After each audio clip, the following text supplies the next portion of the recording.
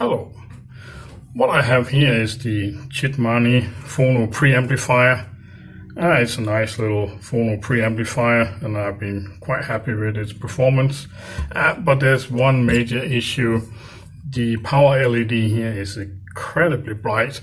It will actually light up like a whole room when you have it switched on. I can try to show it here. Just plug it in and you can have a look. Okay, so all jokes aside, it is actually quite bright. It is way too bright. It really does light up the whole living room. So I want to open it up, see if we can do something to make it less bright. I think it's just a matter of changing a resistor. So let's see what needs to be done. Okay, so this screws out. We can open it here. At least the top lid can come off. So I guess all the components are on the back side. Here's our LED. It's a little bit weird the way it's mounted here. It looks a little bit, don't know what they were thinking.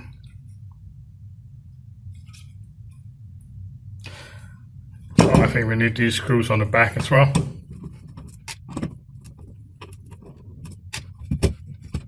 And looks like we have two more screws here.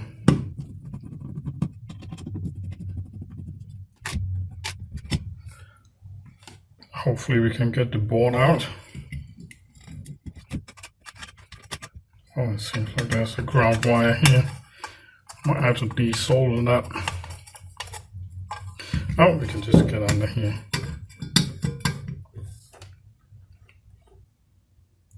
Okay, we can take a look at the board here on the back side. I guess these are gonna be op amps. Maybe some power stuff here. Someone has gone crazy with the via holes here. I'm not sure that's entirely necessary. And it looks a little bit weird, the layout. I mean, there are, we look over here, for example, there's like a floating island of copper over here. Generally, you don't do that when you lay out boards. I mean, it's fine to have a big ground plane, but you don't want isolated floating pieces of copper. And I don't know what went wrong over here. That looks a little bit weird as well.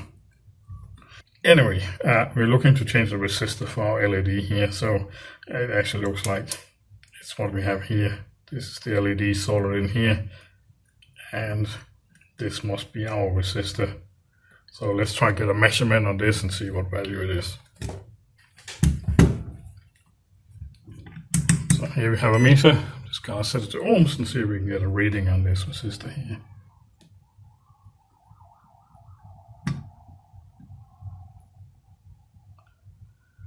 There we go. So it looks like it's a 10K resistor.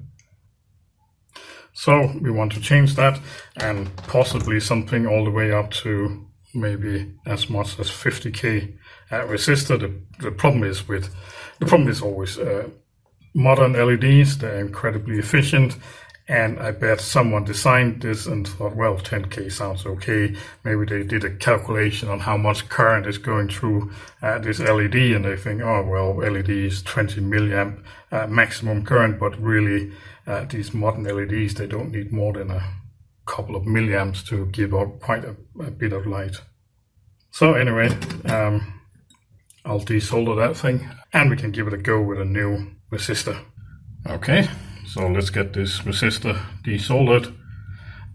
So there are multiple ways we could do this. We could use hot air. I would use that if it was like one of the op amps here I had to replace or something like that. But for a simple resistor, I think it will be fine. Just use the solder iron. Just use something with a tip that's big enough. This is kind of my favorite shape of tips. And just get it in here, and then you can heat up both sides at the same time. But we need to get a little bit of solder on the tip first. And since this is most likely lead-free solder, it can make things a lot easier if we just add a little bit of solder first to each joint here.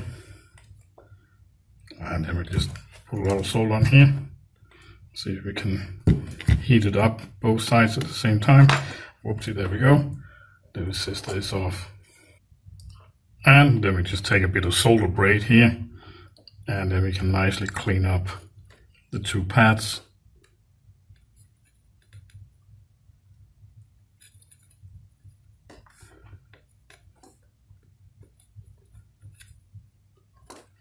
There we go. And now it's ready for a new resistor. And the resistor is an 805 resistor, so I think actually I would have expected something to be a 47K here, but this must be a different series. I think I'll try something like this 51K. We don't have 51K, you can try 47K. So let's see how that goes. I'll take one of these out.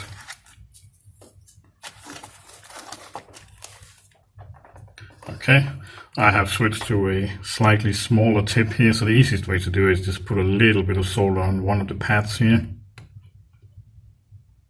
Let's see if we can do that. There we go. And then we need our tiny little resistor here.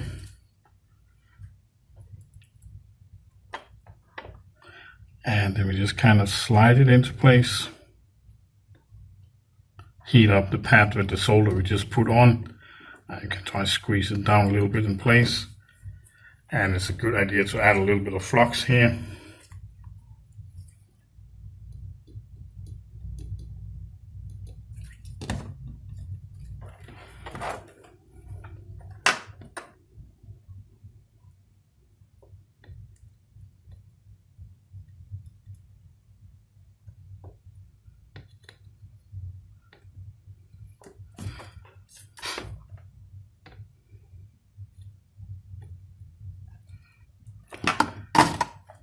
And there we go. So it's a nicely soldered resistor here.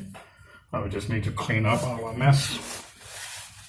So to get rid of the flux on the board right now, just spray a little bit of alcohol.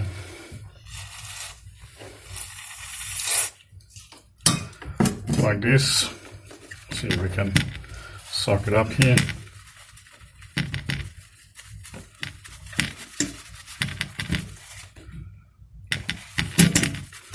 Get all the flux residue off, and there we go. So it looks pretty nice. Okay, let's do a quick test. Just hooking up the power here and see what the LED looks like. Switching it on now. So it can be difficult to tell on camera, but to my eye it looks a lot friendlier now. I can actually look at it without it hurting my eyes. So I think now I just need to put it back together and then it's job done.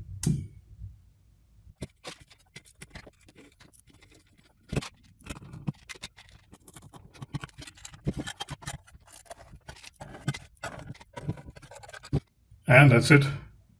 It's all done. Of course, there is a much easier solution to this problem here, but it is not nearly as elegant, but it would also work. Anyway, thanks for watching. Just a really quick video, but I'm sure a lot of people have been annoyed by this LED, so I thought I would give a quick video on how to fix it. So thanks for watching. I'll see you next time. Bye bye.